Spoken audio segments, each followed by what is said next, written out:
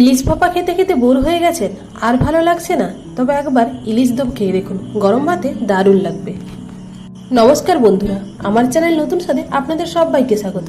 আজকে আমি আপনাদের সঙ্গে শেয়ার করব অল্প সময়ের মধ্যে দারুণ স্বাদে ইলিশ দম। চলুন রেসিপিটি শুরু করা যাক। প্রথমে একটা বাটিতে 1 চামচ কালো সর্ষে, 1 চামচ সাদা সর্ষে, 4টি কাঁচা লঙ্কা ও সামান্য নুন দিয়ে বেটে নেব।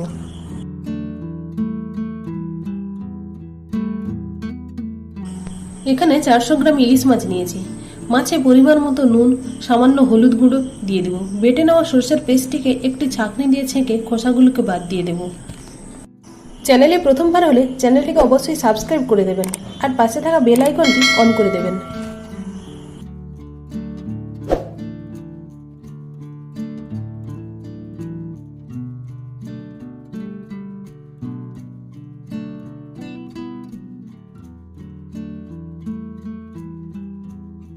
মাঝারি সাইজের 2টো টমেটো ছোট ছোট টুকরো করে কেটে রেখেছিলাম, সেটাকে দিয়ে দেবো।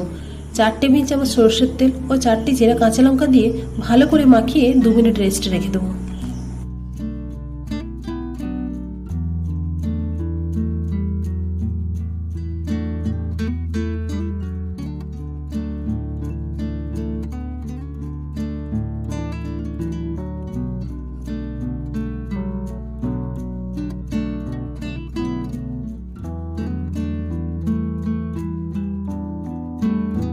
গ্যাসে একটা কড়াই বসিয়ে 2 চামচ তেল দিয়ে দিলাম। তেল গরম হলে সামান্য কালো জিরে ফোড়ন দিয়ে ম্যারিনেট করা ইলিশ মাছগুলোকে দিয়ে দেব। একটু বাটি ধোয়া জলও দিয়ে দিলাম। তারপর একদম এয়ার টাইট করে ঢাকা দিয়ে দেবো, যাতে ভাপটা না বেরিয়ে যায়। এইভাবে মোট 5 মিনিট রান্না করব।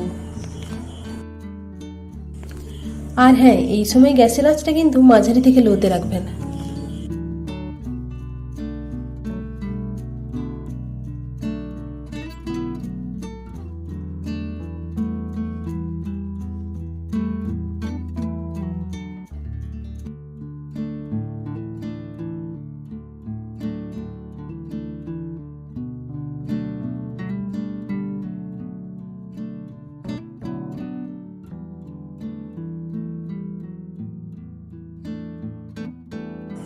দু মিনিট পর ঢাকা খুলে মাছগুলোকে উল্টে দিয়ে আবারও ঢাকা দিয়ে দেবো।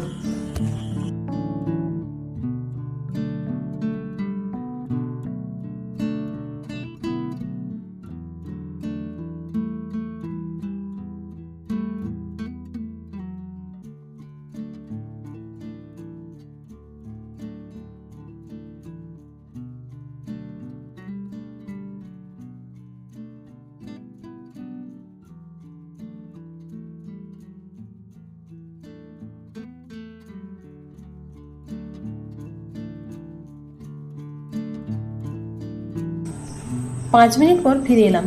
দেখুন, আমি একদম শুকিয়ে ফেলিনি, সামান্য গ্রেভি রেখেছি। এভাবে রেখে দেবো।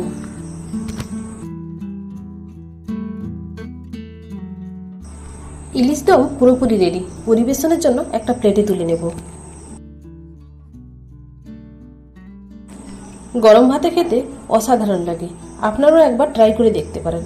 রেসিপিটি কেমন লাগলো প্লিজ কমেন্ট করে জানাবেন আর একটা লাইক করে দেবেন। ভালো থাকুন, জমিয়ে খান। টাটা।